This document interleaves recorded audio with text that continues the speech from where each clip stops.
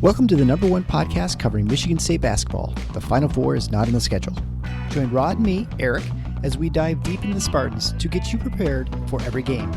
Subscribe today for in-depth recruiting updates and fantastic interviews with today's important college basketball personalities like Robbie Hummel. Thanks for having me. I have listened to your guys' podcast numerous times on drives throughout any Midwestern Big Ten city. So I am big fans of your guys' work. Jay Billis. And next time, hey, if anybody in Michigan wants a December tea time, call me.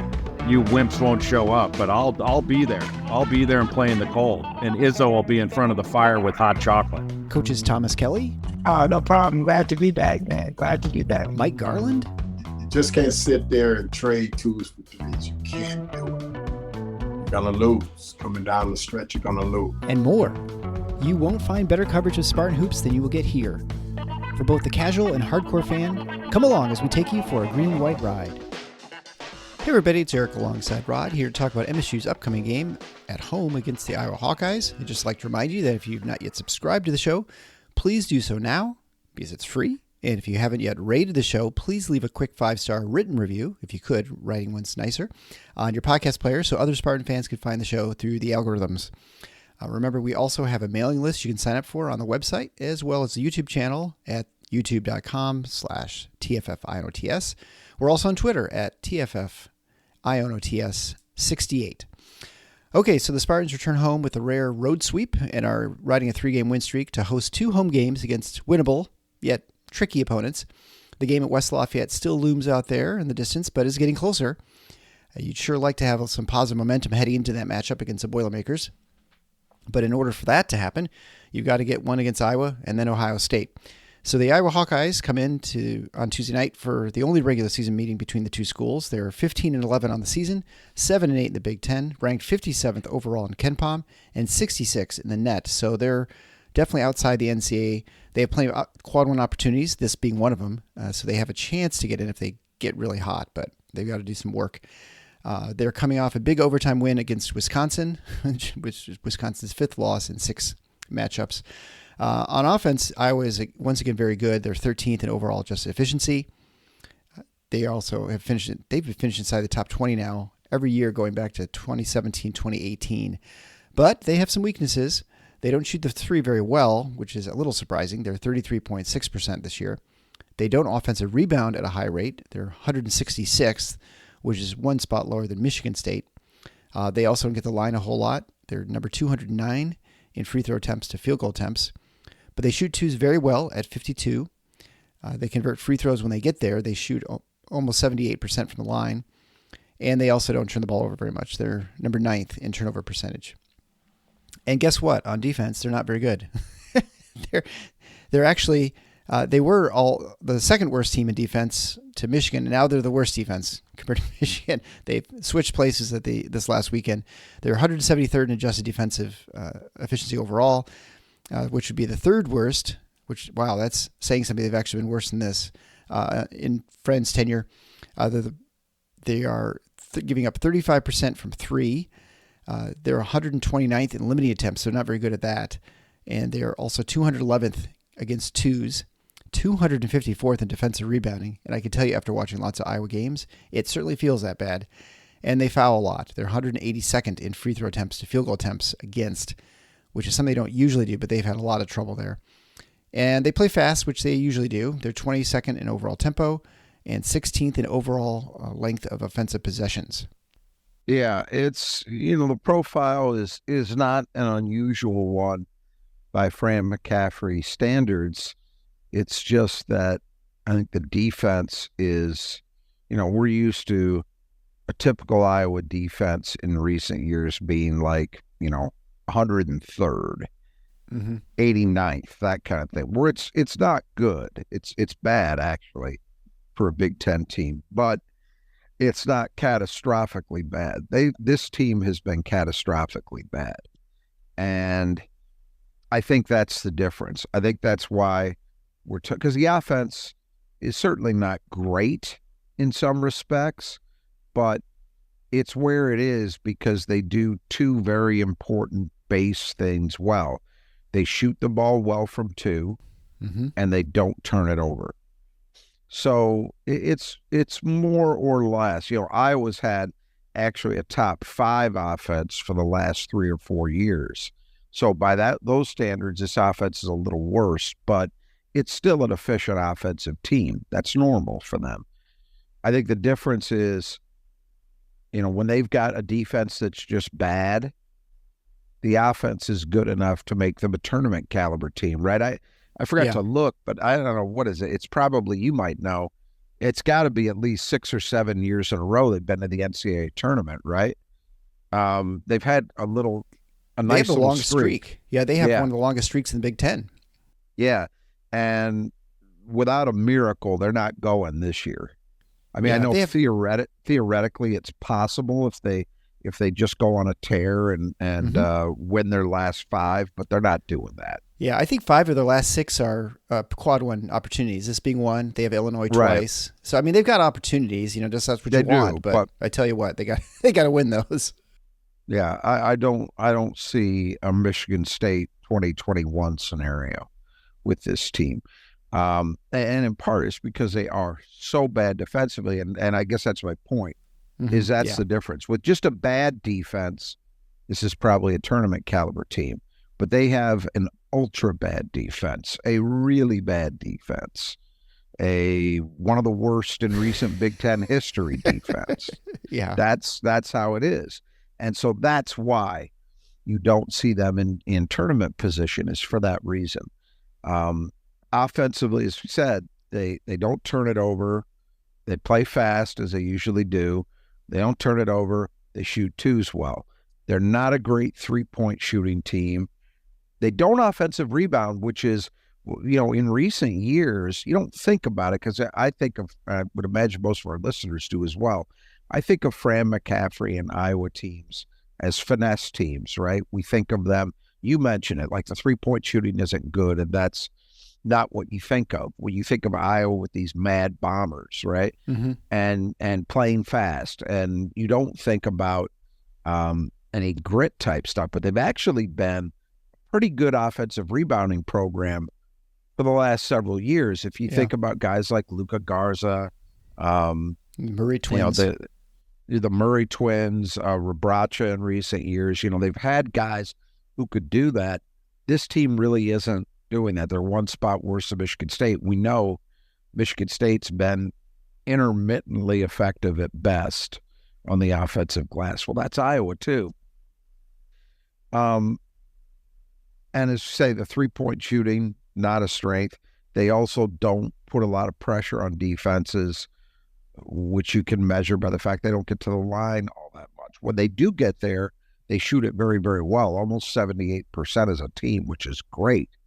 But they don't get there a lot. So it only helps so much. Defensively, it's all a train wreck. They don't defend well against the 3 by percentage, which, as we know, is to some extent a luck stat, but they also don't limit attempts.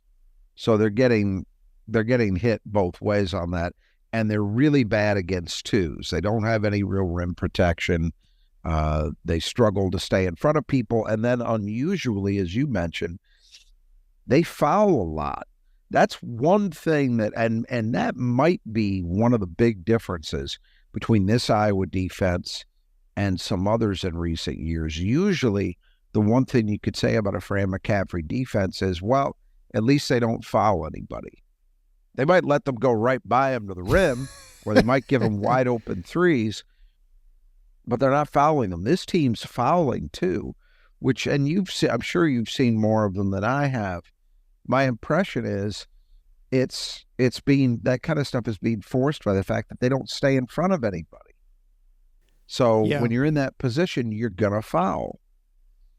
But it has not gone well. Defensive rebounding, horrendous. So when you're this bad, both ends on the boards, that's telling you something.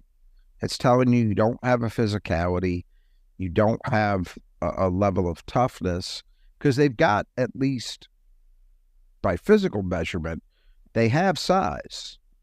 They're not a super small team, and yet the rebounding is as bad as it is. That indicates a problem. So yeah, defensively, it's just a bad picture in every possible respect. And they don't turn people over either. So Yeah, no, for sure. there's just there's no saving grace. There's nothing you look at defensively and say, well, at least they do this okay. So it's hard when you have a team like this. It's not a surprise that you're, what are they, 7-8? Yeah. Not a surprise, because you've got enough offense that on a day when you're hitting and you're kind of on, you might have enough to overcome some teams. But that defense is always going to be a problem. And on days when the offense isn't clicking, you're done. So what you get is an up and down season and a mediocre, they're the overall as a team, they're where most of the Big Ten is. If you look at the Big Ten standings right now, man, we got a lot of teams between, 6 and 8 wins. Yeah. The bulk of the league, really. And Iowa's just one of those teams in that muddled middle, and they don't have enough to be able to find a level of consistency to get out of that.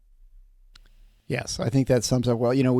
We watch almost every Iowa game because my wife's a huge Hawkeye fan, and I don't know if you have the numbers, if it's easy to get to, but that defensive rebounding number with a 254th, I feel like this season it has been very unusual for them because they normally did not struggle as much on the boards with Murray twins, and then before that with Garza, like you mentioned. They were able to at least end defensive possessions, even though they weren't very good at guarding people. And this year they are, getting just slaughtered on the boards, which gives easy 2s and easy 3s for their opponents, which, may reflect a lot of those other numbers we talked about and how the percentages are so high for everything.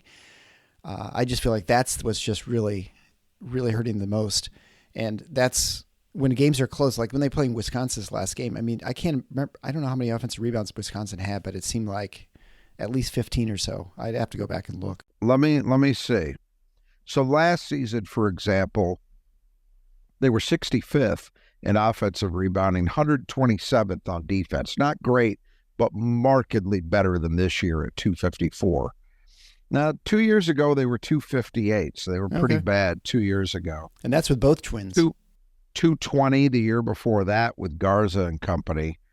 253. They've actually been a pretty bad defensive rebounding team. To me, the difference is offense, because going back to the 1920 season on offense, 52nd, 81st, 51st, 65th, and then this year 166th. So that's where the real downfall has come, is on the offensive end. All right, well, let's go through the lineups for the Hawkeyes, brought to you by the Brothers Just Two Gutters and sponsoring the player that Michigan State needs to keep in the gutter. The Brothers Just Two Gutters should be your go-to stop for getting gutter work done in your house. As we know, water is a big deal in Michigan. You want to make sure it doesn't pool up by the side of your house, which can cause all kinds of problems. The Brothers will fix just one gutter. They'll take care of the whole house. Whatever you need done, they can do it. They come out and do a quick estimate. Good pricing. You get actually 10% off if you mention Final Four when you get your estimate. You can do this if you're on the east side of the state, Metro Detroit area, or in the west side of the state. And they will do whatever needs to be done. They'll clean them out. They'll repair them. They'll replace them. They've got huge selection. And like I said, great pricing. And they get the job done very quickly, even in this sort of weather. So if, with the snow melt and stuff, you want to make sure that stuff gets taken care of. And they can also take care of your business as well. All right, so we'll begin with the starters. Tony Perkins, 6'4", senior, averaging 15.4 points a game on 47, 31, and 80 shooting, leading the team in assists at just over 4 a game, better than 2-to-1 assist-turnover ratio, gets to the line quite a bit, 5 free throw attempts a game. He also gets a lot of rebounds at 4.3 a game, and I would say most of his rebounds are offensive, so he's very effective. Even though he's pretty small, he's really good at getting offensive rebounding. He's mostly become, I think, the player that they thought he could be. If you remember, Perkins was a very unheralded recruit out of Indiana. He was not a guy that IU or Purdue were in on. And Iowa's had some of these guys over Fran's tenure where they're undervalued recruits and they end up becoming, the Murray twins being the best examples. But he's had a lot of them. He's had some guys who were highly regarded. But a lot of guys like this have been keys to his program. And Perkins showed right away as a freshman, because he got into the rotation as a freshman when it wasn't necessarily obvious that he would, that he had potential. And it seemed like it was inevitable that he was going to be a guy they moved on the ball later in his career. And that's what he is for this team. He's their point guard. Nice overall contributions. I mean, leading the team in scoring, leading the team in assists, and he's among their rebounding leaders as well. So he's contributing in a lot of ways. He's a typically efficient Iowa guard, doesn't make a ton of mistakes. The one thing that has prevented him from being, because as somebody who follows Big Ten basketball, and I'm sure some of our listeners can attest to this, do you ever hear Tony Perkins really talked about Nope. in this league? No, you don't. So why is that? Because the numbers are pretty good.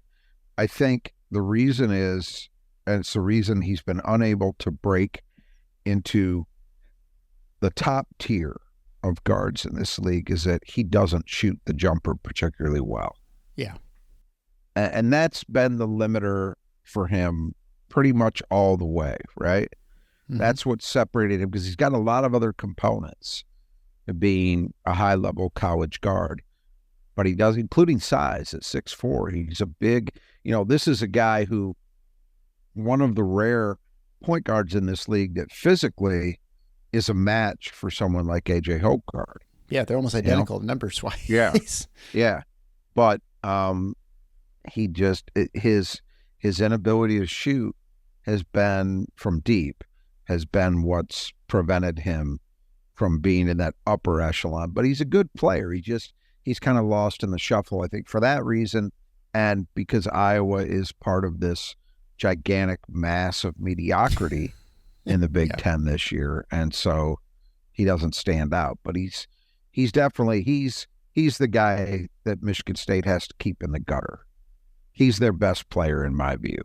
Yeah, I think so too. And he's a streaky shooter too, so he could go 3 for 4 from 3, and you would not be shocked. So that's one thing you need to be concerned about. Moving on to Josh Dix, 6'5" sophomore. He's been a starter recently for the last 10, 11 games. He's averaging 7.2 points a game on 53, 43, and 87. He's also recently been much more scoring at 3 levels than he was earlier in the season. Before early in the season, he was pretty much just drifting around outside the line. He's kind of a secondary point guard now.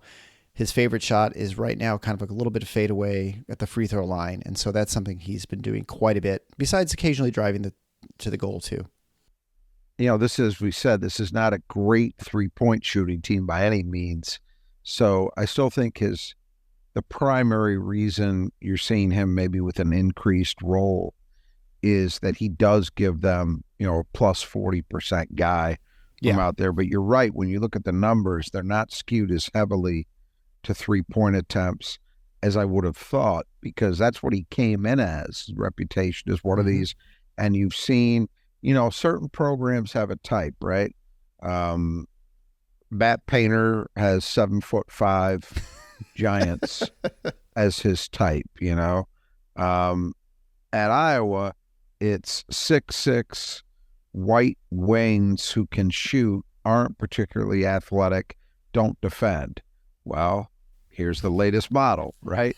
But you're right. He is doing a little more offensively in terms of variety than he had been earlier in the season or last year.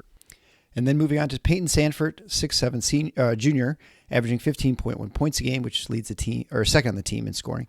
He pulls down 6.6 rebounds a game, shooting 46, 38, and 89.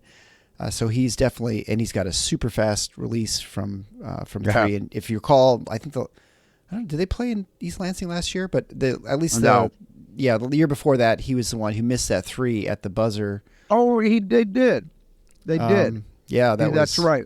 Because that was a game that Michigan State also, both games against Iowa last year, they were in control and let it get away late. The one in East Lansing, they barely survived. Yeah, and he had a clean look at that. Very clean. Right? Yeah. Yep. And then he was part, as I remember, of that debacle in Iowa City. Oh, yes. So it's interesting to me. You've seen more of them than I have. My sense is he's been much steadier this year, because last year, as Yes. a freshman, he showed great potential. Mhm. Then last year, okay, he's going to be a bigger role. He's a big shooting threat, and he got off to a horrendous start shooting the ball, and then gradually got himself back on the beam as the year unfolded. He's been steadier this year. Yeah, I would say he's their best. I think in some ways he's their best player in that you're going to get the same out of him every day. Even Tony Perkins will sometimes have up and down games. Sanford is almost always, because the one thing Sanford can do now that he wasn't doing before is he can get in the lane. He can score in other ways, which he wasn't doing. Maybe he did it last year. I don't recall too much, but this year a lot more getting twos. He's not just living behind the line. Absolutely. And again, it's borne out by the stats. 3-point shooting is a big part of what he does, but it's not the only thing. The other thing I was really I'm impressed by is he leads the team in rebounding. Yes. I mean, 6.6 a game for a wing, and, not a particularly physical guy. Credit to him. They could use a couple more of him, actually, to solve the rebounding problem. Well, they got one. Yeah. Wow. Another Sanford, anyway. Yeah, exactly. But he's definitely has taken a step up, no doubt about that. Ben Crickey is a 6'9", 245-pound grad transfer from Valpo. He's averaging 14.5 points a game, 4.6 rebounds a game, shooting 54, 36, and 74, but that 36 is very low volume, so it's not something he really is part of his game. Yeah, Iowa has managed to, I mentioned one type of player Fran has, and then there's this other type with big but skilled centers. And they've done it. Obviously, they did it with Garza, and then they had Rebracha the last couple of years, who was, quite kind of quietly a very effective player. What's your verdict? Crickey's numbers are decent. I expected more from him as a rebounder, but at least offensively they're decent. What's been your take on him? I mean, he's been a good addition. I mean, he's obviously a very good addition to their team. He's been very effective at the four. I feel like he's not been quite as effective recently as doing as much, but solid, steady player. I think he does okay. He tends to foul quite a bit, which may contribute maybe part of that fouling problem that they have. So he gets himself in foul trouble, along with the next player we'll talk about with Freeman. So I don't know. I think he's definitely been a good addition for them. And without him, they'd be forced to play a lot more McCaffrey, which would be a little trickier, I think. There's really no depth. And then speaking of freshmen, Owen Freeman, 6'10", 230-pound freshman. He has been very good, especially of late. He's started 16 games and continued to improve, averaging 10.6 points a game and 6.4 rebounds a game, shooting 63% from the floor, 67% from the line. Not a three-point threat. Very effective. I think he is going to be a very good player. He has some really good moves. The only thing knock against him is that right now is that, like most freshman bigs, he's foul prone, so he can get into foul trouble real quickly and take himself out of games. Yeah, this is a guy that I don't know that we ever spent any real time talking about him, but he was a Michigan State offer. It's out of Ohio, I think.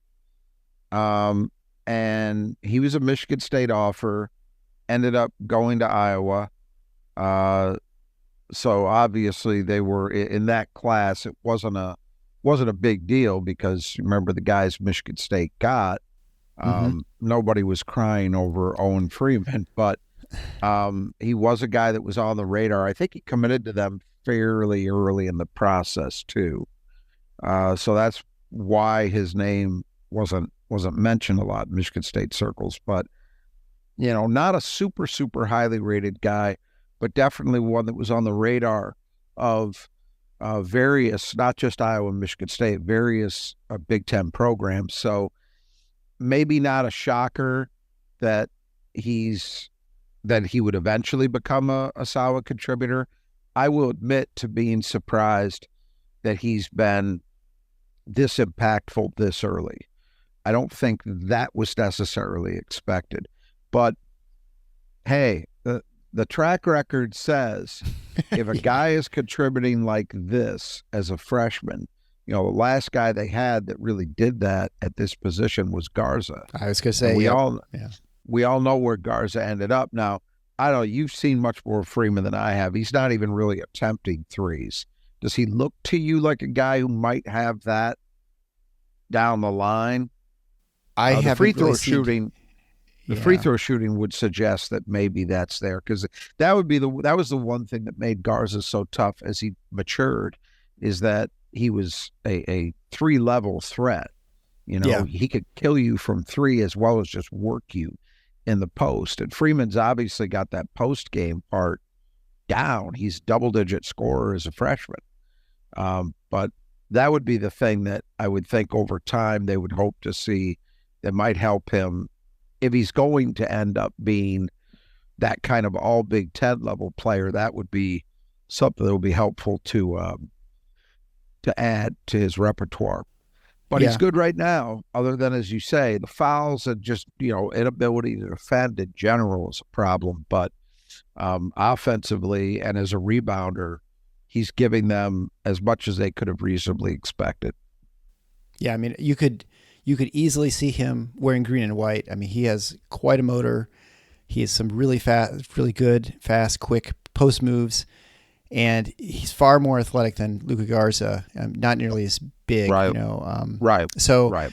I mean, he's the kind of guy you could imagine could play at the next level if he, starts developing skills, like gets that outside shot. Whereas Garza just physically and just, athletically just doesn't have quite the quickness. Freeman has that, so you can envision that he could become a real problem even next year in the Big Ten. Even, I mean, the end of this year, he's really getting a lot better. So he's going to be a load for Michigan State to handle. But again, the thing that gets him is he tends to foul, especially playing defense, trying to defend. And so that's the thing that hurts him. And once he figures that out, you watch out. So. In terms of the fouling, as you observed it, is a lot of it fouling guys in the post? Yeah, rebounding stuff, kind of like just going for rebounds. You don't have a chance. Just bad decisions. Yeah. Yeah. Okay. Yeah, a lot of that. So then going to reserves, start with Patrick McCaffrey, coach's son, 6'9". He's been injured and in and out. He's had all kinds of problems throughout his career. Many well-documented cancer and then just other things. He started 15 games this year. He's kind of moving out into a reserve role, but still plays a lot, plays about 23 minutes a game, averages 9.3 points a game, 3 rebounds, shooting 43, 27, and 83. And the 27 has been part of the reason why he's not seeing the floor as much. He's just had real trouble outside the arc this year. Yeah, and that was why he was highly regarded coming out of high school, was that he was seen as this guy, he's got good size, 6'8", 6'9", but he can do a lot of things, including stretch the floor.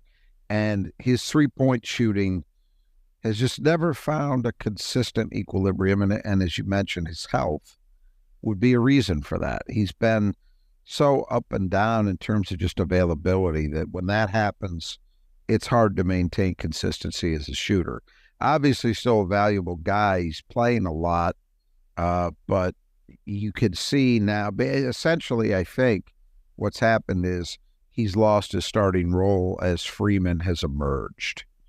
And so, that moved Cricky to the 4, and now you've got McCaffrey coming in as a reserve. But again, he's still going to play a lot of minutes. That just actually makes me think, when you were asking about Cricky, I think that's been one of the bigger changes, that Cricky's been playing the 4 instead of the 5. And I think it's not a natural position for him. And that's probably why he's been struggling a little bit more, especially defending and stuff, than earlier in the season. Yeah, but you see the dilemma that it creates, because they need Cricky. Cricky's been a productive offensive player. Yes. So they don't want to, it's basically 2 5s instead of a 5 and a 4, right?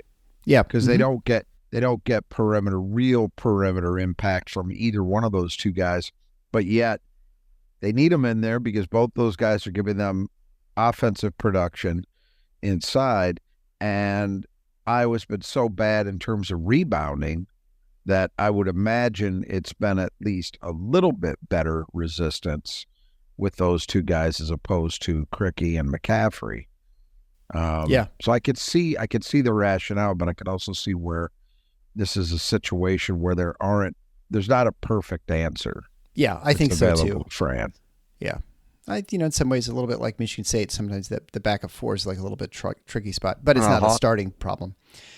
Then moving on to my wife's least favorite player, Desante Bowen, 6'2", sophomore backup point guard, averaging 4.4 points a game, better than 3-to-1 assist-to-turnover ratio, shooting 40, a blistering 22%, and 85 from the line. Why is that the case? She just thinks he makes lots of bad decisions. He's sort of he's your classic guy just moving too fast. Now, 3-to-1 assist-to-turnover ratio doesn't look bad, but I don't know. He just doesn't, he doesn't evoke any confidence when he comes out on the floor. And this is an interesting thing. So Iowa does, in terms of their offensive philosophy, at least on the surface, they share a couple of things in common with Michigan State. They like to play fast. In fact, they generally play faster than Michigan State does. But they like to get in transition, all of that. So that's all similar. But Iowa always has a very high assist to turnover or assisted made field goals rate. Right. So the vast majority, even a little better than Michigan State's this year. And so they have a lot of guys, and we know they don't turn the ball over ever. So they always have a lot of guys with very impressive assist to turnover ratios. Bowen would be one of those. But the difference in the two programs, I think, is Iowa almost never, I can't think of the last guy they had. I don't think they've had one, honestly, in the Fran era. A truly dynamic guard. A guy who really creates things. If you think about Michigan State, this team, for example, A.J. Hoggard, when he's got it humming, A.J. Hoggard is a guy who actually creates opportunities for teammates. I think Jeremy Fears showed enough to suggest he's going to be a player like that. Bowen's not that. That ratio looks really good, but how much of that is happening where he's truly creating an opportunity for a teammate? I don't think very often. They have a lot of guys. If you think about Iowa basketball, they have a lot of guys, and McCaffrey's older son was a prime example of this, who rack up assists basically by just swinging the ball on the perimeter or making a post-entry feed. It's not, wow, that's a play that guy made for somebody, Right, yeah. And I think that's where Bowen just, the number's fine, but that doesn't tell you what you might think it's telling you. Then Brock Harding, 6-foot freshman. He's also a backup point guard, averaging 3.2 points a game on 33, 30, and 81 shooting.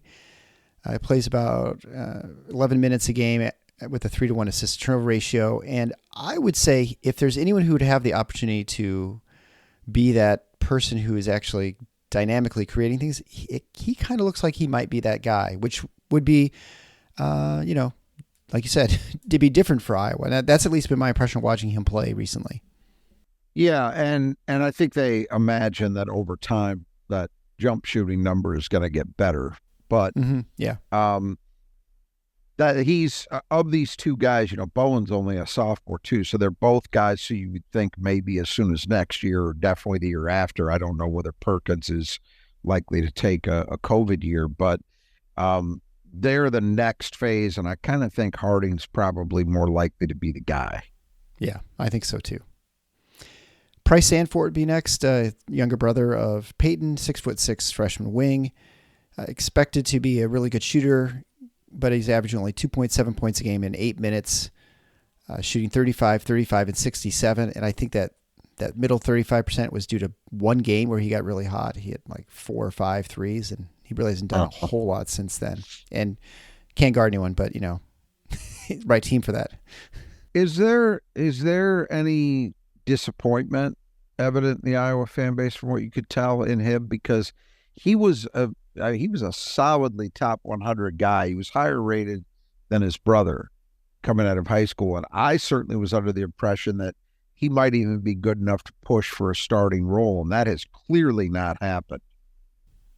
Yeah, I don't know. I don't really have a good feel for that. I think people just give him a year off, but I think they expected more for sure. Yeah. And especially since he's shown signs of it, like, but it almost is like that Foster Lawyer game against Ohio State in the Big Ten tournament. Went off. You're One like, oh, game. I guess that 3-point there somewhere, Yeah. and just never really saw it again. So I don't know. I mean, I guess he'll give him another year before they get really frustrated. And finally, Laje Dembele, 6'8", 250-pound freshman post, averaging 1.8 points a game, 2.3 rebounds a game in 11 minutes, shooting 33, 24, and 30. And he inexplicably takes about 40% of his shots from 3. Yeah, big body. Obviously, he thinks he's got some face-up game. The results haven't been great, but he's young. Yeah, and you can kind of get away with that at Iowa for a while. Yeah, absolutely. All right, so then we'll have to go to our Squeegee Squad of Grand Rapids, player that's going to play clean the glass best for Michigan State. It is currently you are in the lead 5-4.5. You get to pick first this game. It has gotten a lot trickier. So last game it was Cooper and Kohler both split it at 7, with Hall at 4 and then Sissoko at 1. So who are you going with there, Rod? This is tough now. Yeah, it's gotten a lot harder. I'm going to go with Malik Hall. I'm tempted to take Jaden Akins, but I'm going to go with Malik Hall. Yeah, I think we're down to the point where we got about 5 candidates, and it really comes down to minutes and it's dumb. It kind of sounds dumb, but like where the ball bounces. But it's sort of like, are they long rebounds? Are they short rebounds? And that's why I said I thought about Jaden Akins. Yeah, because I think there could be some long rebounds in this game. Yeah, well, I'm going to go with Cooper because I think it at this point is almost just random. If you want to make sure your glass is cleaned properly, make sure you contact the Squeegee Squad of Grand Rapids. They'll come out to your house, your business, high-rise, whatever. No job is too big or too small. They can take care of it. You get 15% off your estimate by just mentioning Rebound. They will clean your glass. They'll clean your house if you need it. So they'll come out with a power washer. Even in February, I guess they'll live through the misery of cleaning the side of your house. If you want to get all spruced up before spring, maybe if you got graduation coming up, you want to make sure your house is nice and clean. So they'll come out and do that. Super nice guys, very professional. You get the job done very quickly and very reasonably priced. So if you want to get estimates for that, you can head on over to our support page at thefinalfoursnottheschedule.com/support. And there you can find the links to get an estimate for that done. Which moves on to the 5 keys of the game brought to you by Nudge Printing. We're going to have a brief little interlude with Gabe from Nudge Printing. Hey everybody, it's Eric alongside Gabe Viscomi, owner of the fantastic sponsor of the Final Fours on the schedule, Nudge Printing. We're here to take a peek behind the curtain. So one of the questions people ask you or might be curious about, are you allowed to sell Michigan State University products? I mean, how does the licensing work and what does it actually mean? Yes. Okay, so we are officially licensed. So we've had our license since 2011. And, we started off with car decals basically. And the way that it works is we basically get all of our artwork approved through Michigan State. So we'll make a design, send it to MSU. They will go through, they will approve it. And then it's my responsibility to sell the garment. And once we do, we have to record all of the sales. We pay a royalty back to Michigan State and every university that we have. And it's a very tedious, thorough process of making sure that we are representing Michigan State well, and it's not easy. Yeah. Well, and I imagine universities are very protective of their brands, and so they want to make sure it's not displayed in ways they don't want to display it, right? That's yeah. Go figure. $1 billion brand, they are keeping a close eye on it for sure. Right. That's why you don't have any Mickey Mouse stuff, right? Yeah. Okay. All right. So the 5 keys of the game. Number 1, win the transition game. So Iowa plays fast, and Michigan State likes to play fast. So someone's got to win this, I think. They're the two highest rated teams in terms of transition points, fast break points, and we mentioned Iowa's pace numbers at the outset. Yeah. And we know traditionally that's what they do. This team is no different. We know that Michigan State likes to play fast, and we've been seeing that I would say it's, and I haven't looked this up, but it is anecdotally at least, and I think we touched on this recently. It has felt like the most in years in Big Ten play that Michigan State has been able to run. Mm-hmm. That you have, and I don't know if that's, I think some of it is Michigan State just being insistent in doing that in a way, certainly in a way they weren't last year. That's true. Yeah. But I also think that maybe defenses have been a little looser. There's been an influx of newer coaches, so maybe there's not yet that full understanding and commitment to getting back and floor balance when you're facing Michigan State. But whatever the reason, it has felt that they've been able to get into transition. Or one thing that's definitely true is this team, more than most Tom Izzo teams, has been generating live ball turnovers. You know, they are much more prone to come up with a steal. Oh, 15 last game.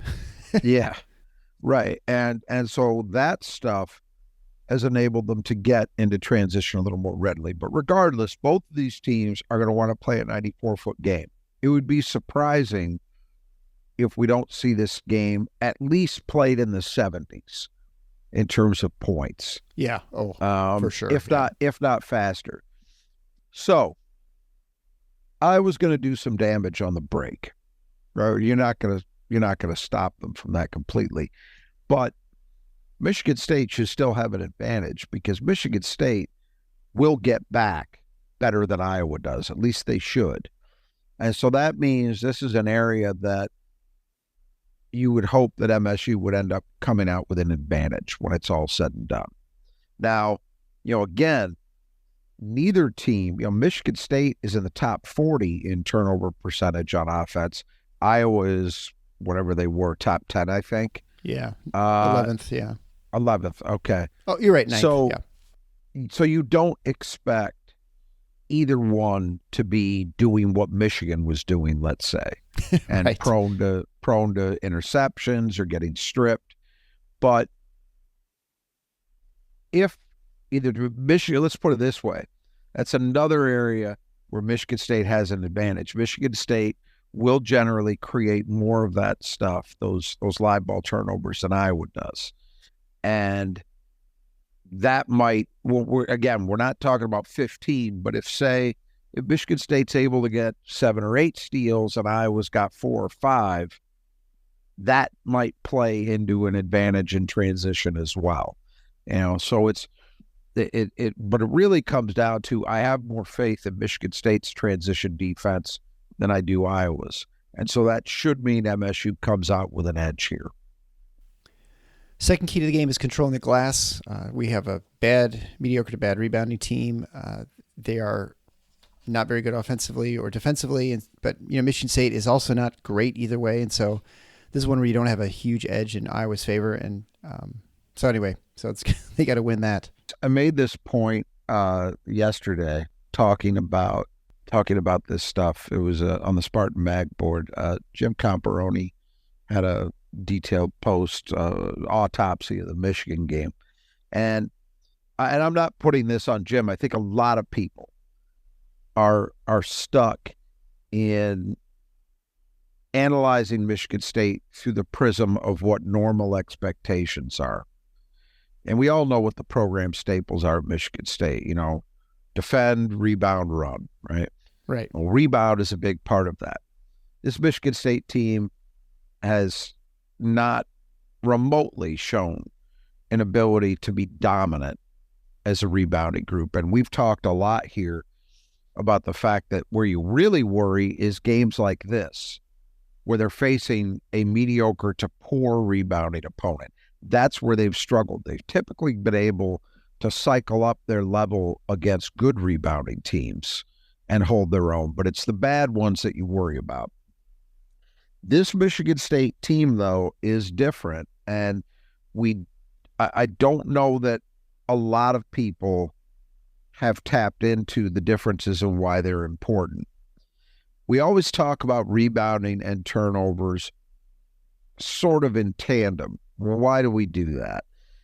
Because those are the two areas which give you additional scoring opportunities. Right. Okay. If your opponent is turning the ball over, that means they're not getting a shot up. If you don't turn it over, you are, and you might have an edge there. But Michigan State typically has carved out an advantage in scoring opportunities on the boards.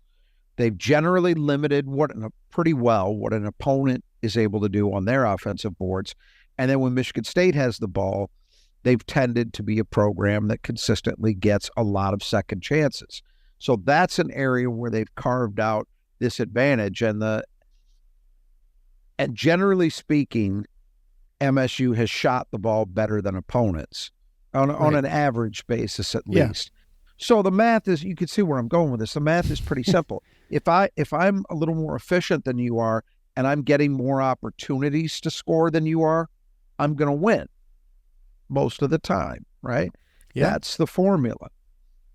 And rebounding has been an area where they've carved out a significant advantage, and it's had to be, because typically Michigan State teams turn the ball over a fair amount, and then at the other end, they've very rarely been a team that generates a lot of turnovers. Well, this year we've had to flip that on its head. Yeah. MSU has been great. They're 40th in limiting mistakes when they have the ball. It's by far the best an Izzo team has ever been. Not even close. Yeah, it's not even close. Very rarely, maybe one or two other years, they've been in the top 100, but they've been the lower end of the top 100. This is legitimately, and when you factor in how fast they play on offense at times, it's even more impressive. They legitimately are a good ball handling team. No caveats. Not for a Michigan State team. They're good objectively. But the other end of it is that they've also been un-Izzo-like in terms of generating turnovers. They are a top 100 team in both turnover generation overall and steals, so those live ball turnovers. So you put those two things together, that means, and we've seen this all year, right? It's a weird thing. We're not used to seeing this. Michigan State having decisive advantages in the turnover department because they're generating more than they're giving up. That's what they've had to do with this team to carve out that scoring opportunities advantage.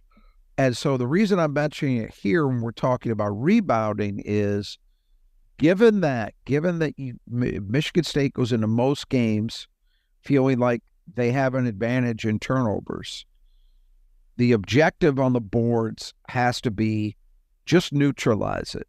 Just make it even. Yeah. As long as you're not giving an edge to the opponent, you're going to have an advantage in scoring opportunities because turnovers are going to create that for you. The Michigan game was a good example of this. Rebounding was essentially even, right? So Michigan did not have an edge there, but MSU had a huge edge in turnovers. Ball game. In fact, it was enough that it overcame a truly bad three-point shooting performance. Mm-hmm. MSU needed to have that.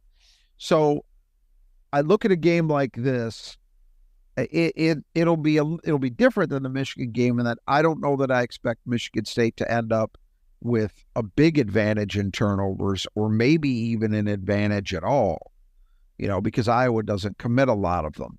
So, but you could hope that Michigan State maybe has a 2 turnover edge, something like that, I think is realistic. That means you just need to play Iowa even on the boards. If MSU can end up with an advantage, great. But they've just got to neutralize them here. That's the goal. And it's interesting looking at those, we always use numbers to kind of to paint pictures of how things work.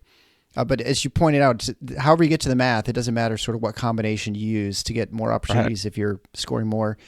And, what we always used to use, I think, is the overall rebound rate. And last game was a good example of how it was pretty useless because you have Michigan State generating 22 turnovers. They lose the overall rebounding 35-31, but that's because, Michigan had committed 15 steals against them.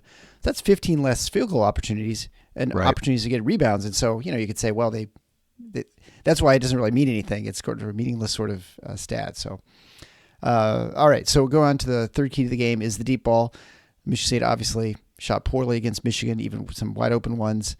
Iowa doesn't do a great job in limiting or generating missed threes. And so this is hopefully an opportunity to get a little home cooking and get back on track. Yeah, and I think it's twofold here. One is you just want to, Michigan State's been an incredible 3-point shooting team. I'm using that word advisedly. Incredible, plus 40% as a team since Big Ten play started. I think that's still holding true even after the Michigan game. Maybe they slipped just below, but they've been really, really good. And then they just had a bad night, Ann Arbor, but you don't want that to turn into, we saw early this season, right? One can turn into two, can turn into three. So you don't want that. You want things right back where they've been. And what helps you there, what should help you there, is Iowa doesn't do much in the way of limiting attempts, and the attempts they're giving up are obviously pretty good ones because teams are shooting a good rate against them. So there's an opportunity just for the overall trajectory to get back where they want to be. And then on top of that, the impact on this particular game could be big. Yeah, State's shooting 36.5% from three this season. So moving on to number fourth key to the game is the paint offense. So Michigan State been very good, especially with Malik Hall. It's been fantastic recently, scoring inside the paint. Iowa, very bad defending inside the paint. So this is one where you want to really exploit the Hawkeyes.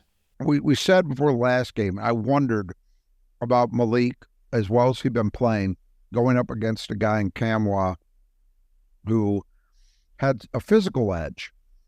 And it didn't matter. Malik obviously played very, very well, won that matchup. Was great to see as he continues to really play not just well, he's been dominant of late.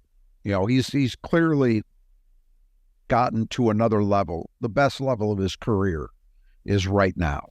Yeah. Iowa, again, you're talking about Cricky being a guy who has a little bit of a physical edge. He's a bigger player. I'm not sure he's got the mobility to hang. No, he does not. With Malik. Right. And then when they go to McCaffrey, McCaffrey's giving up a lot in the strength department. Yep. When Malik is playing him. So I think there's an opportunity for Malik to continue to do damage on the blocks. I would like to think additionally, maybe this is a game that Jackson Kohler starts to find his finishing touch because, it's the same thing we saw last year. There's more, last year the excuse was, well, he's a freshman, he needs to get stronger to finish these plays. Now we're talking about, well, he's a sophomore, but he sat out so much time. Hopefully we're going to get to a point with Jackson where the excuses aren't there and he's just finishing. I would like to see that happen here. The encouraging thing is he continues to get himself into opportunities, and that's not surprising. He's got great footwork. He has a great understanding of angles and how to use his body to create space. There's a lot of good there, but he's just got to finish plays. This is a team I think he could finish plays against. And then in addition to the post game, this is one where, look, Iowa does not do a great job of containing opposing guards. So A.J. Hoggard, you want to see playing downhill, like from the get-go, not settling for 15-foot jumpers, get the ball to the rim. Tyson Walker to continue to do his thing.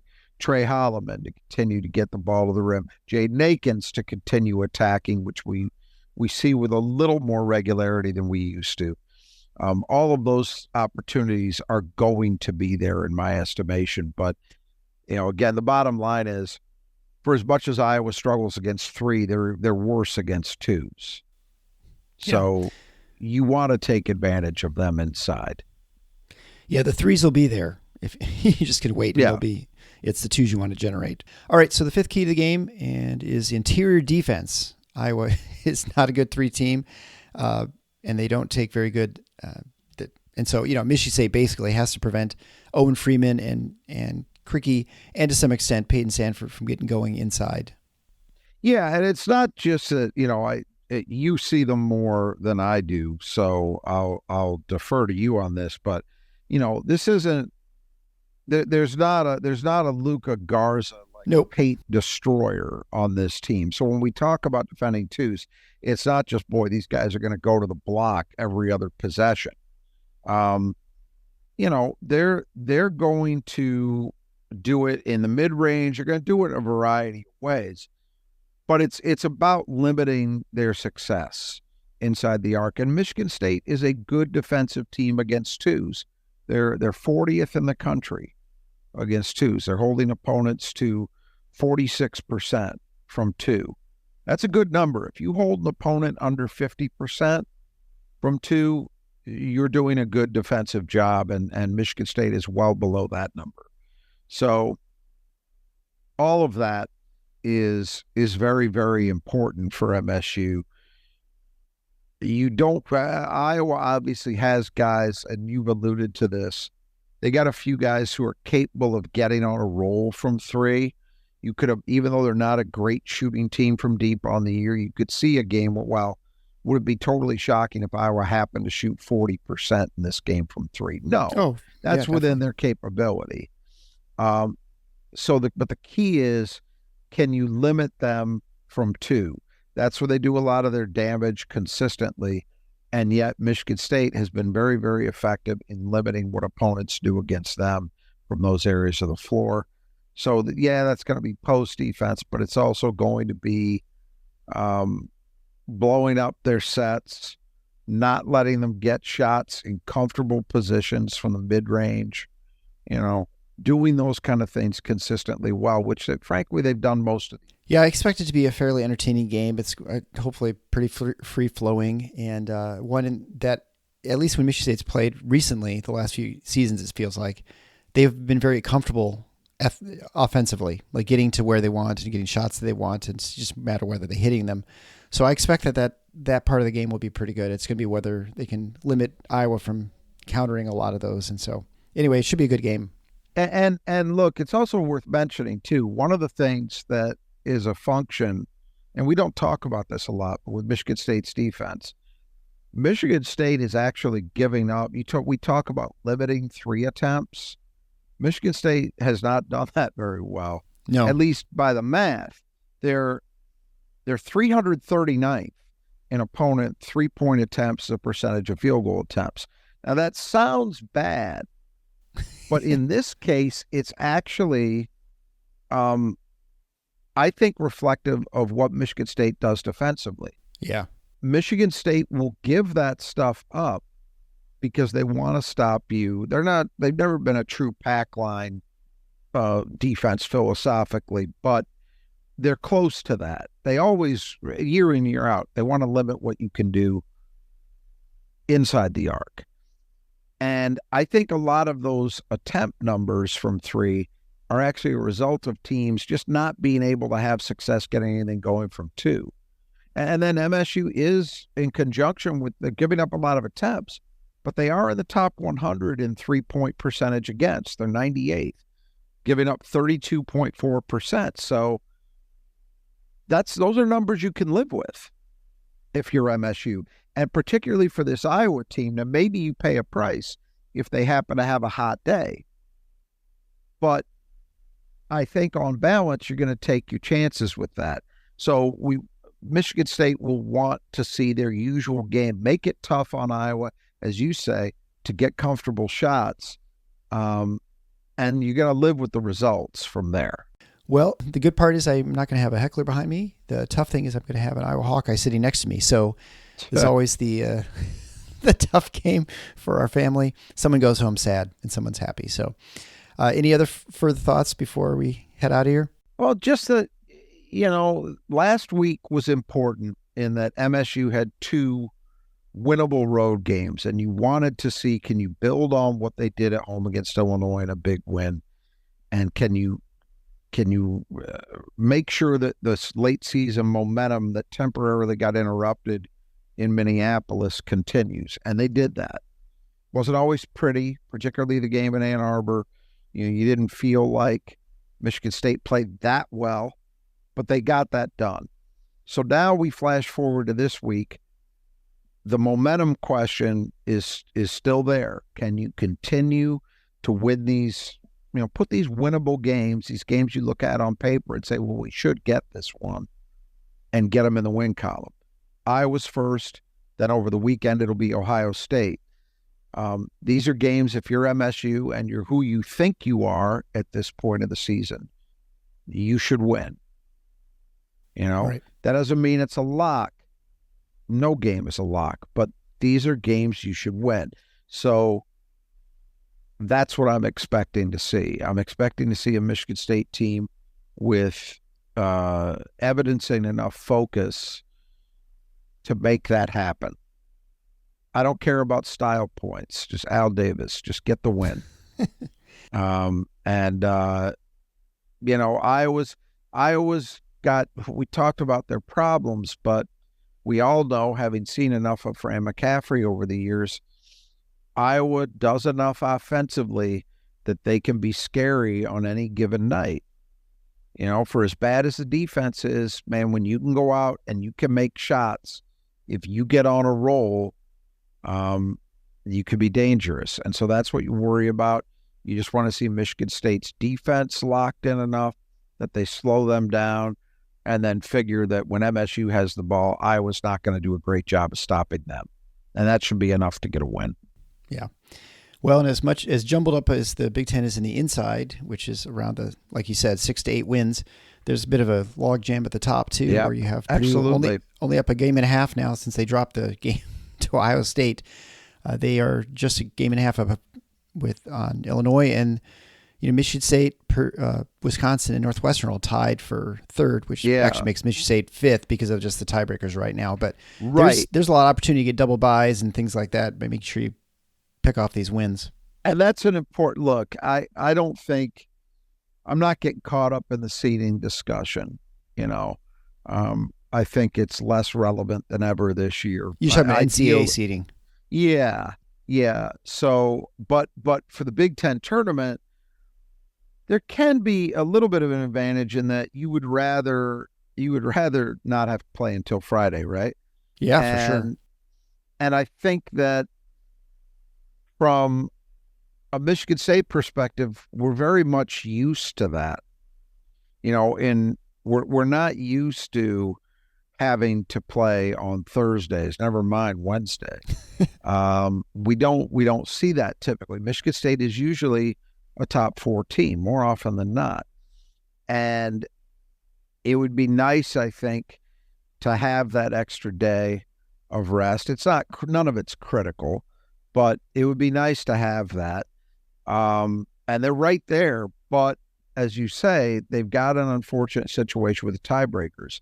Wisconsin, having hit the skids the way they have, MSU's tied with them right now, but Wisconsin, of course, had 2 victories over MSU. So you've got to finish a full game ahead of them to finish ahead of them in the pecking order. Right now, Northwestern has an edge, or the other team that's tied, because they're 1-0 against Michigan State. MSU is going to get a chance to avenge that at the end of the year. Second to last game, they play at Breslin. And, Northwestern was able to win at Indiana yesterday, but Ty Berry is out for the year. That's a big loss.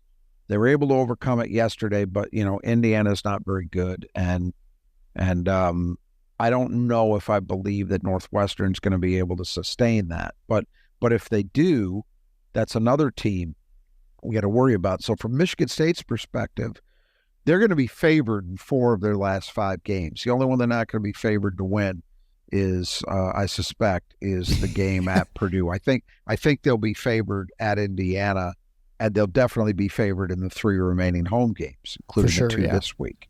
Mm-hmm. So if you go 4-1, that's going to be tough to beat. I think if they do that, there's a pretty good chance they finish 3rd outright. That would be my guess. But you got to actually do it. So that's another reason why these games matter, because you want to rack up these wins. You want to there's a lot of reasons for it. You want to get the best seed you can again in the tournament. That doesn't really matter that much, I don't think, this year, but you still want to do what you can. And then the biggest thing is you just want to have that feeling of continued positive momentum entering March, and so that's where Michigan State's at. Yeah. I think, as far as tournament goes, it'd be nice to avoid a 1 seed in the second round is probably the only thing that I think really matters that much. Because those teams can be tricky. You play UConn or something the second round, that's probably not a good. It would depend where you are. Yeah. You don't want to see UConn. If you're Michigan State, you don't want to see, and I think it's out the window now, the old prohibition against seeing a team from your own conference in the second round. And he's been gone for a while. So theoretically, could Michigan State be in the same region as Purdue? Yeah. Right, because they'd only played once this season, yeah. I don't think Purdue, look, they just lost, you mentioned they just lost to Ohio State. I am not a Purdue believer, but it's about matchups more than it is seeding. Yeah, right. And Michigan State, I would love to see Tom Izzo do what I think his team is actually capable of doing. I think they are capable of playing in a way that could be disruptive to Purdue. I'm just not certain that I believe they actually will do it, meaning asking their guards to apply a lot of extreme ball pressure. I think that's what you have to do against Purdue. And, we haven't seen Michigan State do that very much, only intermittently. So I'd rather not see them. But you're right. That's why, getting to the 7 line at least would be better. The 8, 9, and they're kind of in that range right now. But if you can close 4-1, pretty good chance that you're a 6 or a 7, in my view. Yeah, that would be my guess. You hope so. You hope they get. You never know. That. You never know for sure, but you would, at that point, you would be looking at a team that the 1-loss record, which has been the negative so far for Michigan State, would actually turn into not so much of a negative. With a 4-1 finish. Yeah, a 4-1 finish, you'd be talking about a 13-7 mark in the league, whatever that would, I guess that would be 10 losses, but you'd be 20-plus wins. And the other thing that helps Michigan State is they are embraced by all the metric systems, the analytical systems. For once. So, yeah. So I think they would have a 4-1 close, no matter what they do in the Big Ten tournament, would give them a pretty good argument to be on the 6 or the 7 line. And maybe I might even be underselling it. They might even have a chance at a 5. I don't think they can get beyond a 5. And I don't think I believe that they will be a 5, even with a great close, barring, a miracle in West Lafayette.